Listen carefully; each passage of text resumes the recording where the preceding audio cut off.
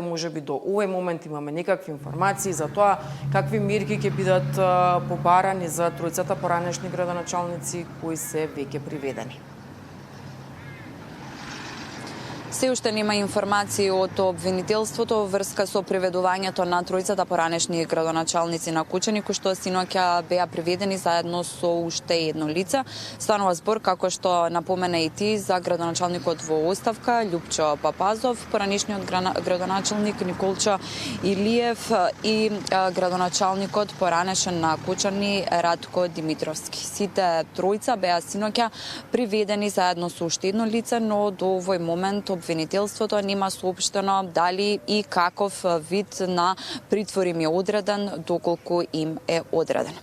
Од обвинителството синоќа ја најавија акцијата дека во текот на вечерта ќе се приведуваат сите лица кои што постои сомнение дека имаат некаква инволвираност во пожарот кој што се случи во неделата во дискотеката Пулс. Синоќа тука пред судот имаше засилено полициско обезбедување, како и полициски комбиња, при што ни беше укажано да се тргнеме од пред вратата на судот поради наша безбедност, па во ишчекување сме на оние информации што точно се случувало тука во судот и дали каква мерка им е одредена, со оглед на тоа што Папазов предходно беше на едно сослушување во обвинителството. Тогаш обвинителството, тоа беше на 17 марта, по обвинителството, по распитот на Папазов, обвинителството соопшти дека дополнително ќе биде донесена одлука за неговиот натамошен статус во постапката.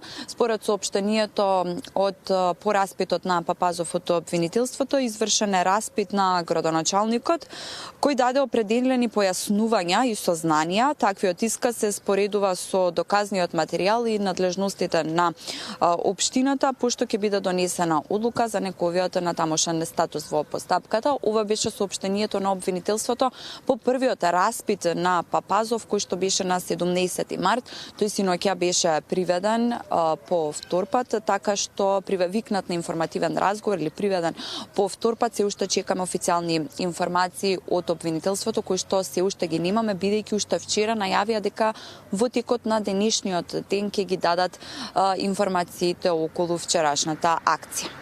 Папазов 2 дена по пожарот си поднесе оставка од, како што наведе, морални причини, додека Радко Димитровски беше на чело на општина Кучани најдолго од сите тројца, односно можам да кажам од 2009 до 2017 година, односно 2 мандати, па на негово место дојде Николчо Илиев во периодот од 2017 до 2021 година, а на последните локални избори на чело на општина Кучани дојде Љупчо Папазов се допред неколку дена, кога си поднесе оставка, како што наведе, од морални причини по трагичниот пожар.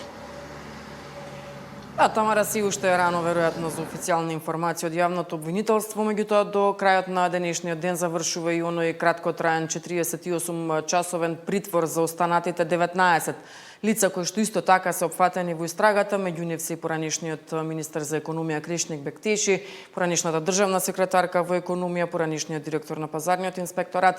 Дали за нив ќе се бара продолжување на мерката притвор?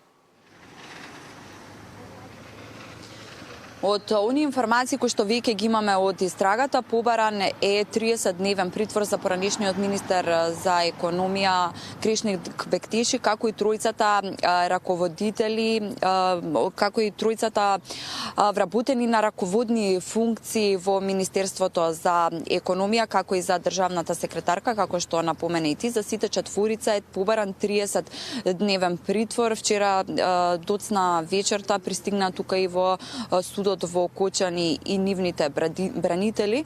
Ова се првите четворица од оние 19 мина кои што има краткотраен притвор од по 48 часа, им се продолжи за дополнителни 48, но синоќа им беше определен 30-дневен притвор. Станува збор за поранешниот министер за економија Кришник Бектеши, државната секретарка за време на раководењето на Бектеши со Министерството Размена Цекич, како и раководителот Беким Хаджију.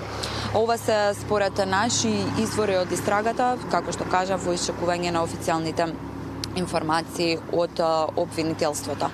Оној краткотраен притвор денеска завршува за повеќето осомничени, така што ќе чекаме одлука од обвинителството дали за нив ќе се бара 30-дневен притвор, како што беше и за Бектиши и другите тројца вработени во Министерството за економија, но и за оние 7 полициски службеници кои што Кривичниот суд пред 3 дена им определи 30-дневен притвор, вработени во Штип и Кочани, каде што биле на служба, се осомничени дека помагале да се издаде фалсификуваната и односно се подпишувале за издавање на лиценцата на клубот кој што работел нелегално. Ние остануваме тука од Кочани, се надевам дека во барем до 9 часот до следните вести од обвинителството ќе соопштат информација каква мерка притвор и за кого е определена во текот на ноќта.